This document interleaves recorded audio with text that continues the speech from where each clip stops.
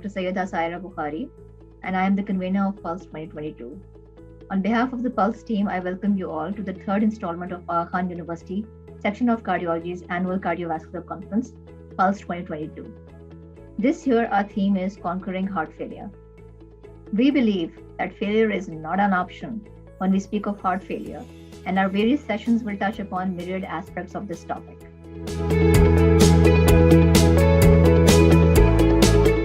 I want to, of course, begin by welcoming all that have joined for this really exciting conference, Pulse, the third edition here in 2022. And the way we do that at the medical college is, of course, to focus on human health and see how that research and high-level care, both in the acute setting here at the Aga Khan University Hospital, and of course, through all sorts of different modalities, through our outreach network or in partnership with the Aga Khan Health Services, we try to do it all. So to date, over 60,000 cardiovascular patients have been admitted and treated through the Sehat Card program. It's incurred a cost of 7.34 billion. This is for cardiac care services. We're talking out of a rough overall spend of about 20 to 25 odd billion, if this includes the previous 3 years. And in districts where cardiac care services are being provided, so that's Peshawar, Nowshera, Sawabi, Swat, and Aptabad, 40% of the district spend has been on cardiology related statements. People with systolic heart failure who have a wide QRS complex have dyssynchrony between the right ventricle and the left ventricle. And so the thinking behind cardiac resynchronization therapy is that we place a lead in the right ventricle and a lead in a branch of the coronary sinus that wraps around the left ventricle, and by doing so we can indeed resynchronize both ventricles. So this is a slide I've adapted from Professor McMurray, which I think nicely shows the evolution of data in the management of heart failure, taking us through ACE, ARB, ARNI, beta blockers, MRAs, device therapies, as Dr. Al-Khatib just went through, exercise training. And as you look toward the right of the screen, a number of exciting new therapies, most notably vericiguat, a number of, and then the SGLT2 inhibitors, as I'll note. And I have drawn attention to now, historically, this has been in the context of HFrEF, but now we have exciting therapies in the preserved ejection fraction group as well. You would see here that you would have to spend about 3 days of wages to have 30-day therapy for heart failure for one person.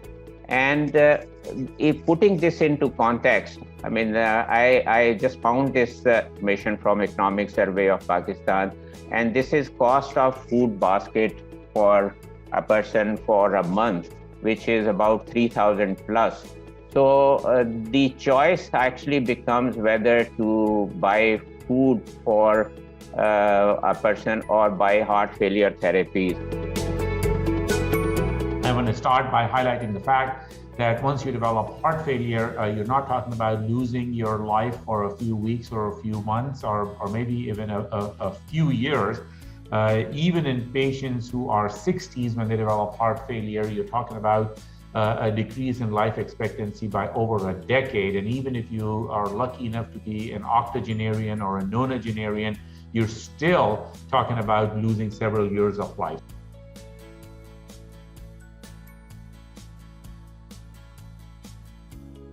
Type 1's irreversible with the anthracyclines. Essentially, here's a patient, normal ejection fraction, normal volumes over imaged by echo, and here you see by 3D echo the ejection fraction drops, and these will stay down. There are two images. First image is basically of a patient with inferior wall MI, in which you can see near transmural hyperenhancement in the inferior wall, while the other two images are of a patient with dilated cardiomyopathy. And in fact, in patients with dilated cardiomyopathy, approximately 30% of patients have a mid-wall or subepicardial late gadolinium enhancement. Cardiovascular imaging is the cornerstone of the assessment of patients with heart failure and advanced heart failure as well. It provides diagnosis, prognostication, phenotyping, and management of heart failure, and non-invasive volumetric estimation of the cardiac function, which is really essential and indisputably useful in clinical tool. And it also provides detailed functional and hemodynamic assessment and tissue characterization. This is what I was talking about. This is the CAFE study. It is the study of blood pressures. It's one arm of the ASCOT blood pressure lowering arm. That was the landmark Anglo-Scandinavian trial that took place. It was a landmark trial, and it showed that if you have higher cardiovascular risk, that you have 3 or more risk factors, or you had coronary artery disease, the recurrent events would be decreased if you used perindopril amlodipine combination versus the traditional atenolol hydrochlorothiazide combination.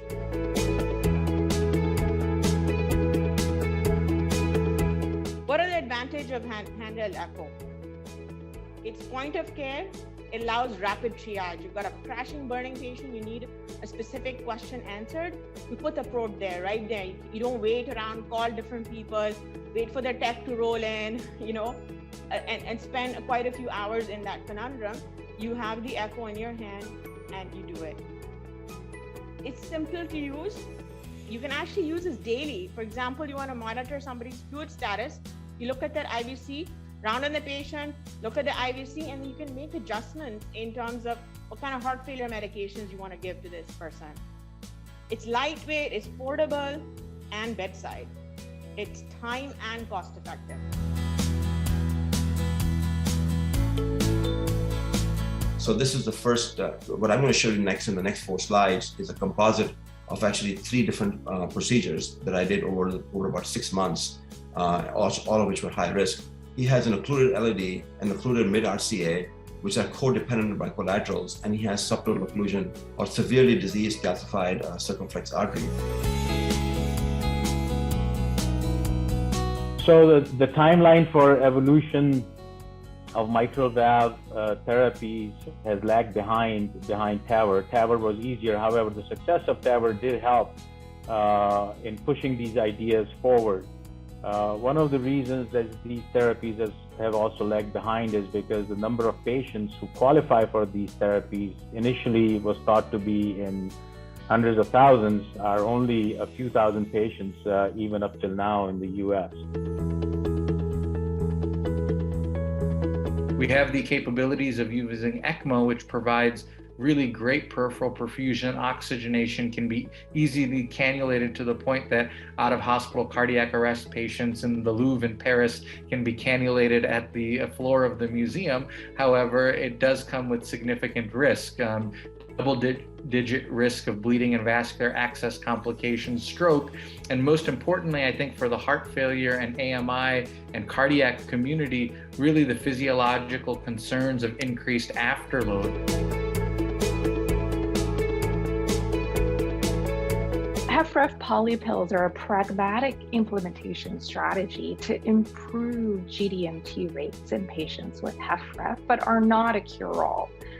They will not solve the GDMT gap on their own, but in fact exist within other implementation strategies, including financial strategies, supporting physicians, engaging patients, educating stakeholders, as well as changing the infrastructure.